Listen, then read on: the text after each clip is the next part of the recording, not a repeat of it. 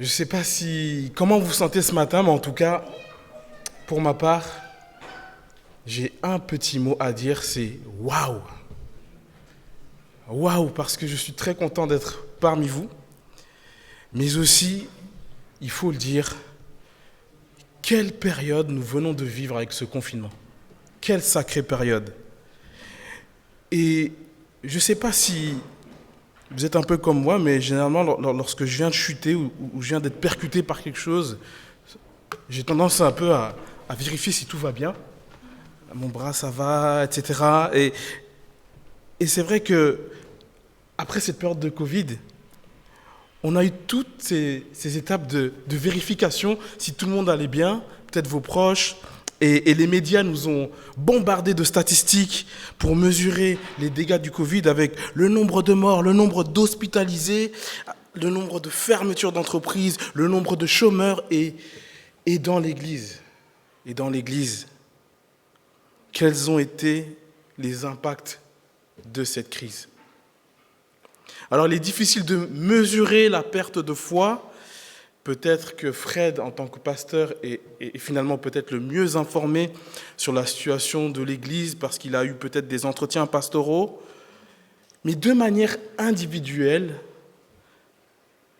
avons-nous eu l'occasion de faire un bilan, un petit check-up, une petite vérification de notre état moral? Où en est notre foi? Ma foi a-t-elle été déstabilisée?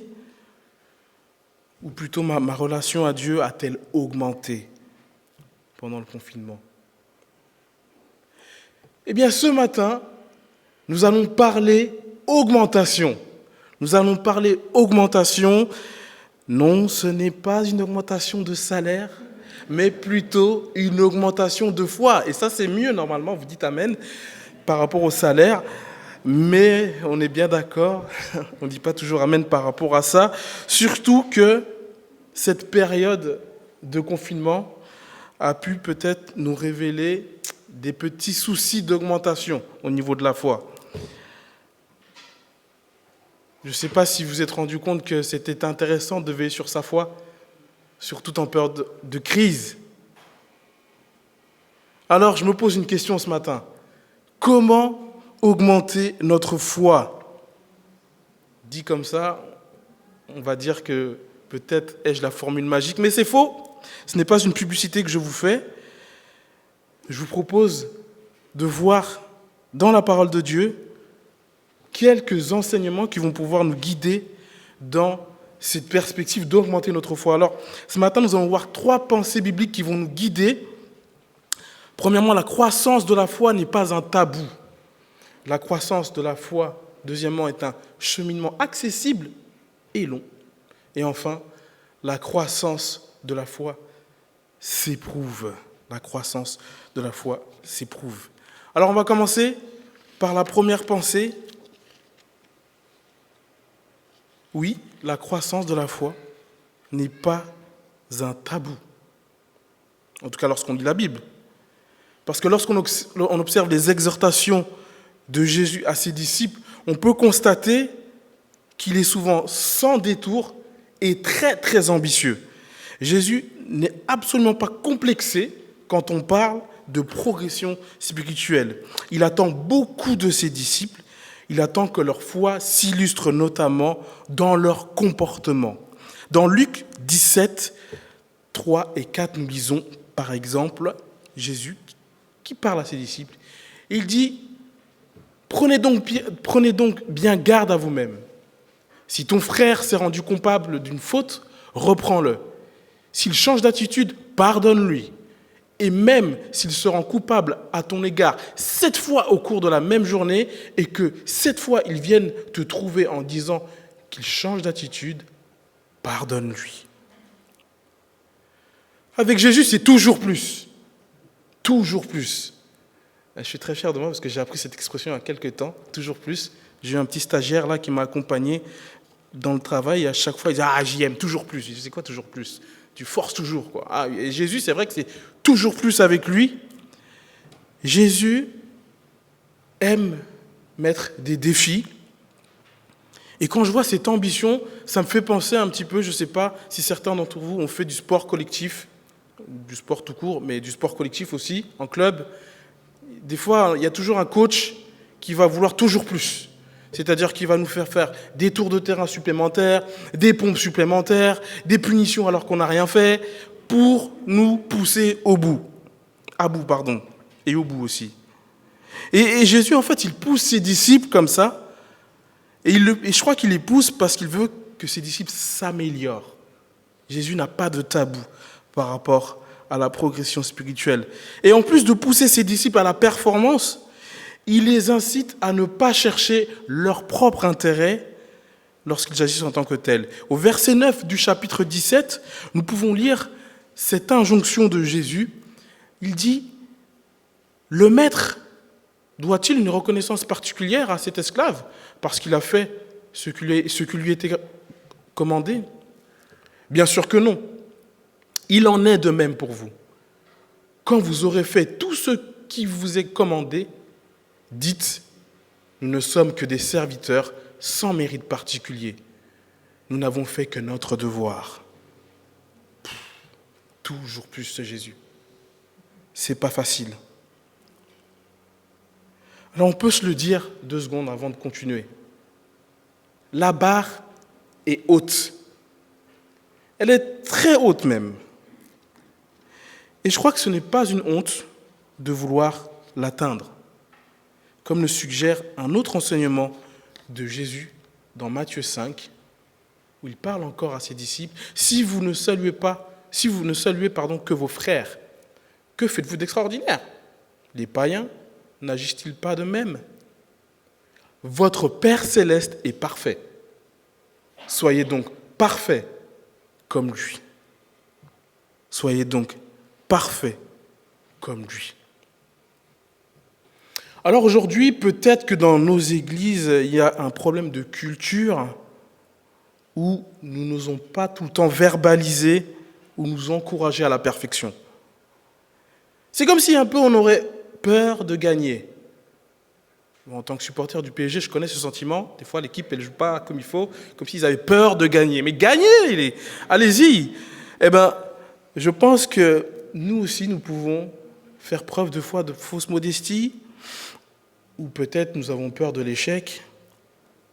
Mes chers frères et sœurs, osons l'encouragement. Osons l'encouragement. Personnellement, j'ai eu la chance de rencontrer quelqu'un à un âge très clé de ma vie, 13-14 ans, quelqu'un qui m'a beaucoup stimulé dans le fait d'aimer chercher Dieu et d'aimer rechercher sa pureté. C'était le fils de notre ancien pasteur. Alors, c'est vrai, il était d'origine américaine, peut-être que ça joue, je ne sais pas. Mais en tout cas, je sais qu'à cet âge où j'aurais pu basculer, on a pu s'encourager à être fou de Jésus. En anglais, Jesus Freak. Et on s'appelait les Jesus Freak. On était très contents à 14 ans. On faisait des chansons, etc. Du rap même. Ça a commencé comme ça. Mais moi, ça m'a sauvé vraiment. Ça m'a sauvé parce que ça m'a permis d'adopter cette culture de vouloir plus avec Jésus, de ne pas avoir honte de vouloir le meilleur dans ma relation avec Dieu. Alors, Jésus n'a aucun tabou sur le fait que ses disciples s'améliorent, mais les disciples expriment quelques limites. Ils interpellent Jésus, et toujours dans ce passage de Luc 17 que nous avons lu tout à l'heure, nous pouvons voir que ces disciples ont une simple parole, mais Seigneur, augmente notre foi. Augmente notre foi. Seigneur, c'est trop dur. En ce moment, je me sens limité par rapport aux défis que tu mets devant moi. Tout ça est au-dessus de mes forces. C'est une prière peut-être qui est appropriée pour vous aujourd'hui. Ça parle peut-être à quelqu'un ce matin. Nous aussi, nous avons le droit d'exprimer nos limites, surtout quand cela semble trop difficile. Et je pense que c'est un excellent point de départ pour grandir. Et regardons ce que Jésus répond à cette requête au verset 6. Jésus répond aux disciples, « Mais si vous avez la foi Si vous aviez la foi, leur répondit, même aussi petite qu'une graine de moutarde, vous pourriez commander à ce mûrier-là, arrache tes racines du sol et va te planter dans la mer, et il vous obéirait. Voilà la réponse de Jésus. Et là, c'est très, très mystérieux. On ne va pas se mentir. Mais je crois que dans cette phrase, dans cette illustration, il y a un trésor que Jésus est en train de dévoiler. Et avant de s'attarder sur ce trésor, je vous propose de passer plutôt à la deuxième idée biblique, selon moi, que l'on peut aborder sur la croissance de la foi. La croissance de la foi est un cheminement accessible et long. C'est un cheminement accessible et long. Oui, Dieu nous offre un accès libre à la croissance de notre foi. Malgré les embûches de notre vie, je pense qu'il y a une vérité qu'il nous faut retenir avant de parler de tout ce cheminement spirituel. Une vérité qui est très très importante parce que des fois on l'oublie. Et des fois même on croit même le contraire de cette vérité. Dieu n'est pas notre ennemi, même s'il aurait des raisons de l'être. Dieu n'est pas notre ennemi. Oui, Dieu, c'est évident, il aurait de quoi nous en vouloir. Nous sommes pécheurs, mais pour augmenter notre foi, Dieu nous propose un postulat qui est irrévocable. Et ce postulat, nous pouvons le lire dans l'épître de Paul aux Romains, où justement Paul explique un petit peu tous les rouages du salut, de la foi, etc. Romains 5, versets 1 et 2. « Puisque nous avons été déclarés justes en raison de notre foi, nous sommes en paix avec Dieu grâce à notre Seigneur Jésus-Christ. Par lui, nous avons eu accès au moyen de la foi à ce don gratuit de Dieu qui nous est désormais acquis, et notre fierté se fonde sur l'espérance d'avoir part à la gloire de Dieu. » Nous sommes en paix avec Dieu. J'insiste, nous sommes en paix. La tension entre Dieu et les hommes est dissoute. C'est très intéressant de voir qu'avant de commencer à réfléchir sur la progression de la foi, Paul rappelle cela. Parce que dans nos imperfections, on peut avoir tendance, effectivement, à s'accuser nous-mêmes et à penser que Dieu nous en veuille à mourir. Mais nous ne sommes plus ennemis de Dieu, nous sommes en paix. Grâce à cette paix retrouvée, formule très bizarre, nous avons la joie de passer les épreuves de la vie. Nous avons la joie de passer ces épreuves de la vie sur terre avec assurance. Et c'est le point de départ du cheminement qui fait augmenter notre foi. Alors, maintenant que nous avons saisi cette porte d'entrée, quel est ce cheminement ? Continuons notre lecture au verset 3 de Romains 5. Il est écrit mieux encore. Nous tirons fierté même de nos détresses, car nous savons que la détresse produit la persévérance conduit à une fidélité éprouvée, et la fidélité éprouvée nourrit l'espérance. Or, notre espérance ne risque pas de se tourner à notre confusion, car Dieu a versé son amour dans notre cœur par l'Esprit Saint qu'il nous a donné. Waouh! Alors, ce verset-là, je l'ai lu plein de fois. Et bizarrement, et quand j'étais dans l'épreuve que j'ai compris les subtilités de ce passage, je ne sais pas vous. Et c'est vrai qu'en d'autres termes, nous pourrions envisager ce cheminement à 4 étapes, on peut dire ça comme ça. Et lorsque je lis ce passage, le premier constat que je fais, c'est que je me dis, augmenter sa foi, c'est dur. Augmenter sa foi, c'est dur. Malheureusement pour nous, Dieu ne nous propose pas de raccourcis pour arriver tout de suite à la fin avec des sensations, une assurance, une espérance vérifiée. Dieu nous propose tout un cheminement. Alors parlons des détresses. Parlons des détresses.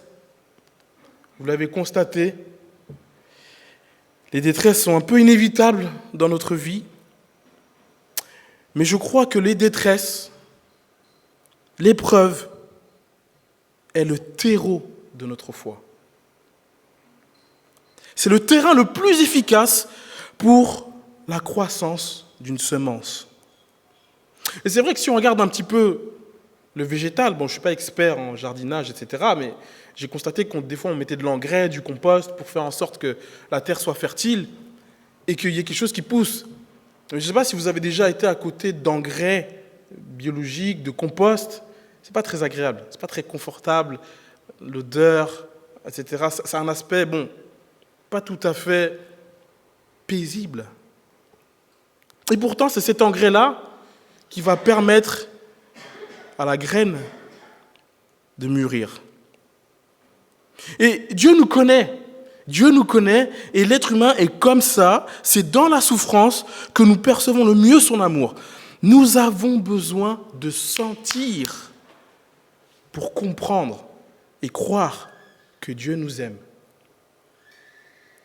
Alors que Paul priait à 3 reprises pour l'arrêt d'une épreuve, le Seigneur lui a répondu « Ma grâce te suffit.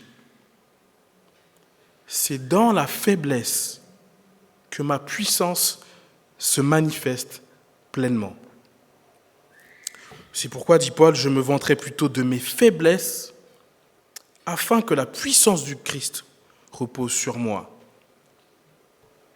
Ah, moi, je ne suis pas toujours d'accord avec ce verset, je ne vais pas vous mentir. Je ne suis pas du tout d'accord parce que je ne comprends pas pourquoi il faut passer par la souffrance pour grandir. Mais pourtant, il y a une promesse qu'il ne faut pas oublier dans ce contexte-là. Je le répète encore une fois, Dieu n'est pas notre ennemi. Dieu est fidèle et il ne permettra pas que vous soyez tentés au-delà de vos forces. Au moment de la tentation ou de l'épreuve, il préparera le moyen d'en sortir pour que vous puissiez y résister. Et détresse qui vont produire la persévérance. Et justement, la persévérance, je pense qu'elle a ce rôle de nourrir notre foi par un exercice ou un entraînement quotidien. Et c'est vrai qu'en persévérant, des fois, on peut avoir le goût de l'effort dans l'entretien de notre foi. Toujours pour les sportifs que nous sommes, parce que je pense que si tout le monde est sportif, ça se voit, quand on fait une séance de sport, des fois, c'est un peu difficile. Mais en fait, le meilleur moment, c'est après la séance. Vous savez, on a ce corps qui se relâche, là.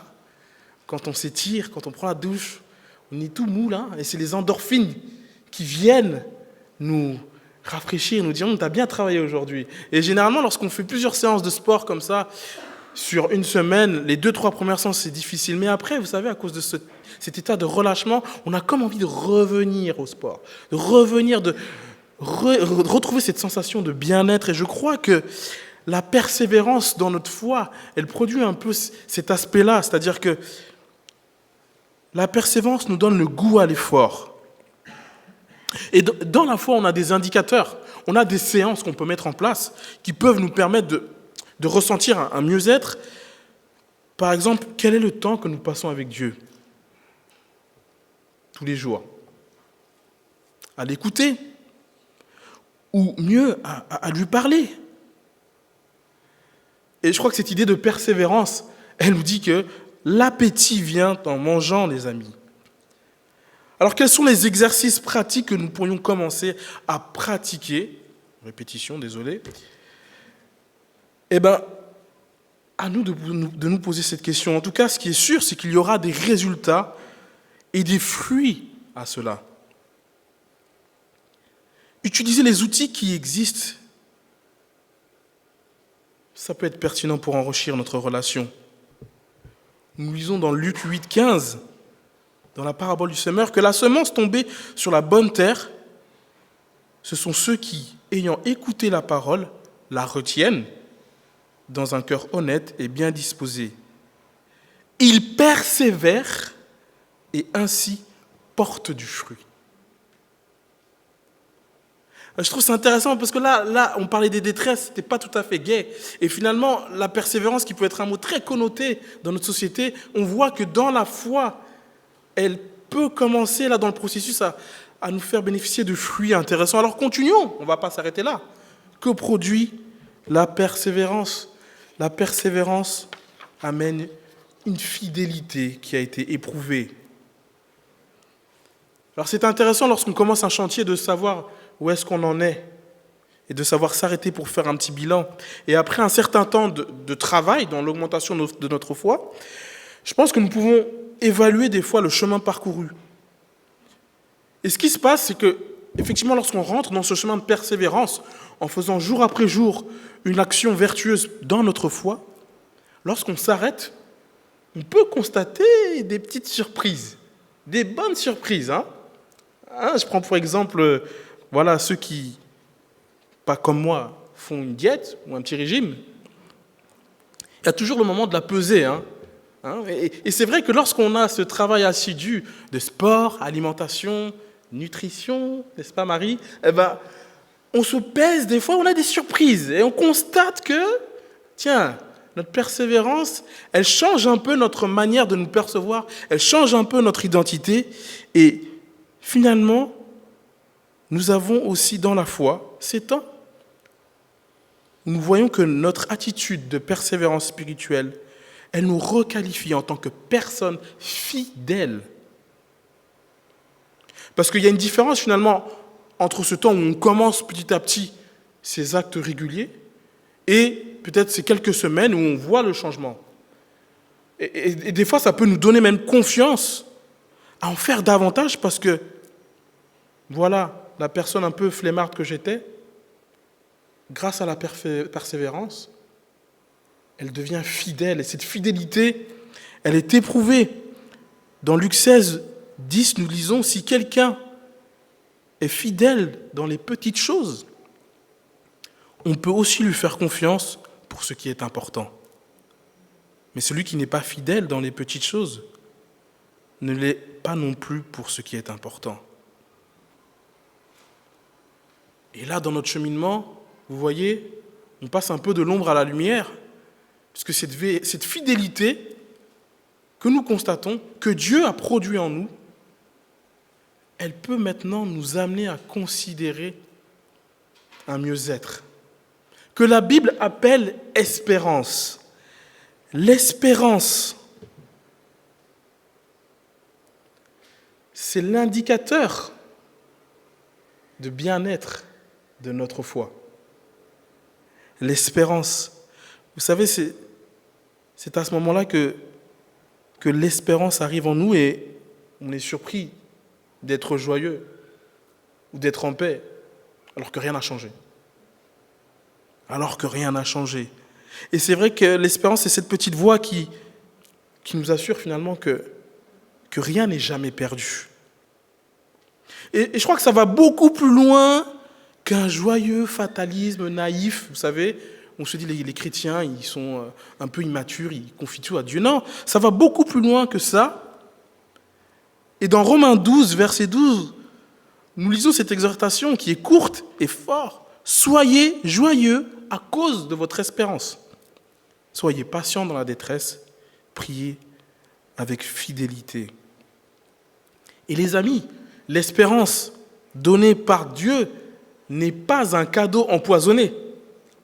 Ce n'est pas l'espérance qui est là à court terme et on sait que la tuile va bientôt arriver parce qu'en fait, ce n'est pas en fonction des tuiles que notre foi va évoluer. Non, non, non.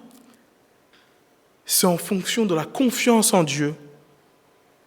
Et lorsqu'on a confiance en Dieu, vu que notre Dieu est fiable à 100%, notre espérance est fiable à 100%. Il n'y a pas d'astérique dans le contrat. Et dans le verset qui nous décrit ce processus, il y a un passage qui me saute aux yeux en bleu là en ce moment, peut-être un peu vous aussi. Je lis, mieux encore, nous tirons fierté dans nos détresses, car nous savons que la détresse produit la persévérance conduit à une fidélité éprouvée, et la fidélité éprouvée nourrit l'espérance. Or, notre espérance ne risque pas de tourner à notre confusion. Il y a d'autres traductions qui disent l'espérance, elle ne va pas nous trahir. Ce n'est pas une fausse espérance. Car Dieu a versé son amour dans notre cœur par l'Esprit Saint qu'il nous a donné. Souvenez-vous, on revient au début, nous ne sommes plus en guerre avec Dieu. Et ce qui nourrit notre espérance, c'est la conviction et aussi le ressenti palpable, tout comme on sent l'épreuve. Dieu répand son amour pour nous. Et il le répand et il nous le fait vivre avec son Saint-Esprit qui nous renouvelle. Wow, moi, ce passage, il fait toute la différence. Parce que s'il n'y avait pas ce verset, au verset 5, je pense que je serais un peu méfiant là, dans le contrat. Là. Et ça me motive clairement à me lancer avec Dieu. Alors, comment activer cette augmentation de foi? Comment commencer ce chemin de progression vers Dieu? C'est le troisième point de ce matin. La croissance de la foi, elle s'éprouve, elle se vit. Alors, allons-y. Souvenons-nous de la réponse de Jésus lorsque ses disciples lui demandent d'augmenter. Seigneur, augmente notre foi. Luc 17, verset 6, Jésus répond, « Si vous aviez la foi, leur répondit, même aussi petite qu'une graine de moutarde, vous pourriez commander à ce mûrier-là, arrache les racines du sol et va te planter dans la mer, et il vous obéirait. » Là, on rentre dans ce trésor-là. Il y a une réalité subtile, parce que Jésus parle en parabole, pour que nous puissions avoir un processus de réflexion. Et c'est ce qu'on est en train de faire ce matin. Et lorsqu'on se penche sur cette vérité de moutarde, il y a un trésor qui se cache. Et Jésus évoque encore l'image de la graine de moutarde dans un autre passage, dans une parabole, dans Matthieu 13, verset 31. Nous lisons que Jésus leur raconta une autre parabole. Le royaume des cieux ressemble à une graine de moutarde qu'un homme a prise pour la semer dans son champ. C'est la plus petite de toutes les semences.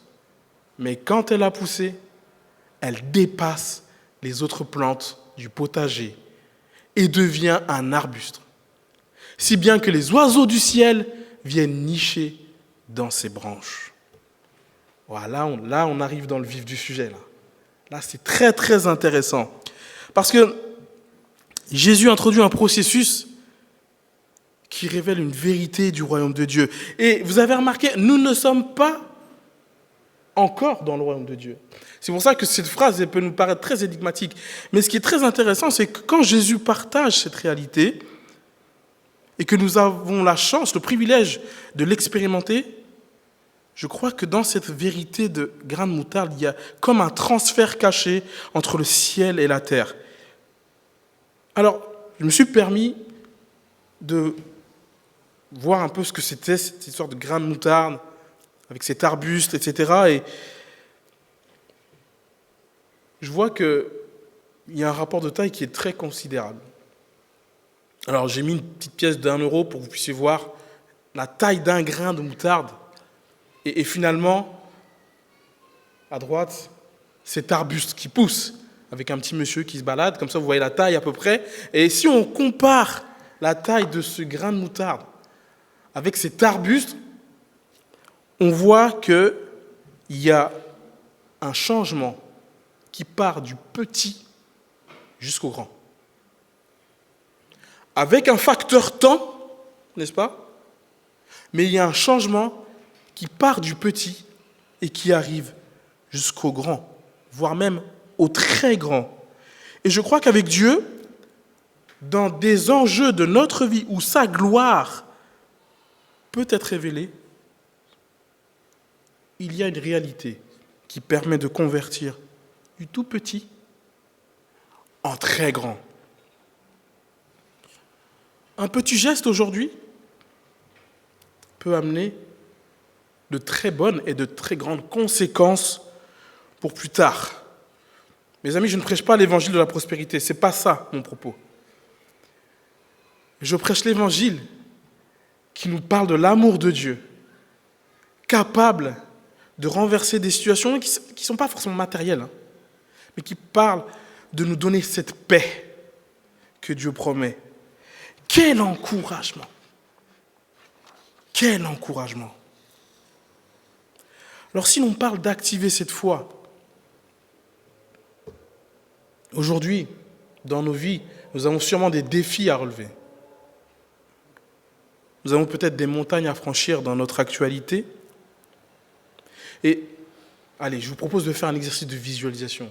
Est-ce que chacun peut peut-être visualiser sa montagne, ce défi qui semble insurmontable aujourd'hui?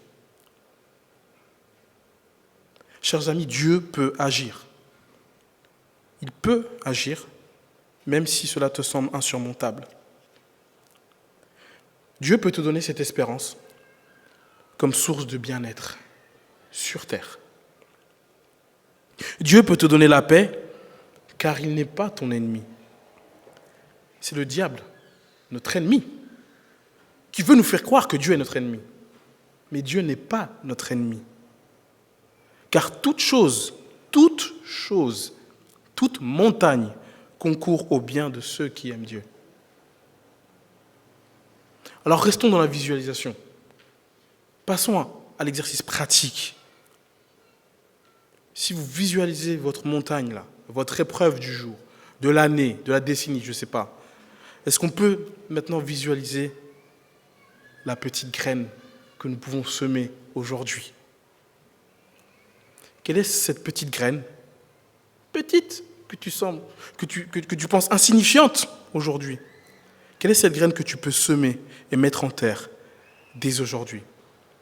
Parce que je tiens à t'avertir, il va se passer quelque chose si tu le fais. Peut-être pas tout de suite, peut-être pas comme tu le voulais au départ, mais il va se passer quelque chose pour toi. C'est une promesse que Dieu nous fait. Alors, quelle est cette petite décision, cette résolution dans ta vie que tu serais amené à peut-être renouveler tous les jours? Je ne sais pas, peut-être le Seigneur te parle peut-être à cet instant. Il s'agit d'une demande de pardon peut-être, d'un changement de mode de vie, d'une reconnexion avec Dieu, en recommençant à prier, je ne sais pas. En tout cas, sache que dans le désert que tu traverses, que nous traversons, en faisant ce petit geste, tu investis dans ton avenir. Alors passe à l'action, même si cela te coûte, même si cela n'est pas facile. Et c'est vrai que souvent, pour distinguer la montagne, on est très fort. Là, on sait quel est le problème. On sait l'exprimer à Dieu, enfin j'espère en tout cas, lorsqu'on a la liberté de le faire. Mais lorsqu'il s'agit de voir cette petite action à faire tous les jours, on a des petits soucis de discernement. Et je crois que Dieu peut nous aider, et peut-être qu'en ce moment, il nous met cette résolution qu'on tarde à faire. En tout cas, moi je suis le roi de la procrastination, donc je me parle à moi-même, que je peux mettre en place dès maintenant. Et ce n'est pas facile. Mais pour Jésus, qui est notre exemple, le chemin aussi n'a pas été facile. Et je terminerai là-dessus. Jésus, lui, il est passé par toutes ces étapes. Il a connu la détresse, l'épreuve, il a été éprouvé. Combien de fois nous avons constaté sa persévérance et sa fidélité dans cette mission qu'il est venu faire pour nous. Et ce qu'il a fait, non seulement de lui donner de l'espérance à lui, il nous a surtout donné l'espérance à nous. Et ce trésor de graines de moutarde est très intéressant parce que Jésus, Dieu immense, qui s'est fait homme, donc qu'est-ce qu'un homme par rapport à la présence de Dieu? cette petite graine d'humanité parfaite qu'est Jésus, elle aussi, a été ensevelie sur la terre. Elle aussi, pendant 3 jours, a été recouverte de terre. Et qu'est-ce qui s'est passé 3 jours après? Ce Jésus est ressuscité. Ça, c'est une réalité. Ça, c'est un trésor que Dieu nous fait aujourd'hui. Et cette résurrection, en plus de nous donner le salut, ça va beaucoup plus loin que ça. Elle nous donne un modèle de vie, une espérance que c'est possible de passer du petit au grand. C'est possible d'avoir cette montagne d'épreuves et de la surmonter. Par son action, Dieu a transformé un acte d'obéissance en miracle. Là encore une fois ce matin, quel est cet acte d'obéissance que tu peux mettre en place dans ta vie? C'est un chemin de souffrance qui nous sert d'exemple aujourd'hui. Parce que même si j'aime bien le positif, il faut dire la vérité, il y aura des doutes. Il y a des doutes. Peut-être actuellement, il y a une douleur. Mais, à la fin, la mort ne sera plus. Oui, Dieu est capable de te faire gravir cette montagne avec ton accord. Et Dieu, c'est un gentleman, hein? Il vient, si on l'invite. Et je prie aujourd'hui pour que l'augmentation de notre foi ne soit jamais un tabou. Que dans nos discussions entre frères et sœurs, on ne puisse pas avoir honte de dire « Oui, mon frère, oui, ma sœur, prions ensemble, cherchons Dieu », qu'on puisse se sentir libre de le faire. Je prie également que nous puissions emprunter ce chemin d'espérance en nous mettant modestement en action dès aujourd'hui. Enfin, je prie que les situations délicates que ce monde nous donne de vivre puissent être un jour des sujets de joie. Des sujets de joie, car elles seront des preuves que Dieu agit d'une manière ou d'une autre. Que le Seigneur vous bénisse.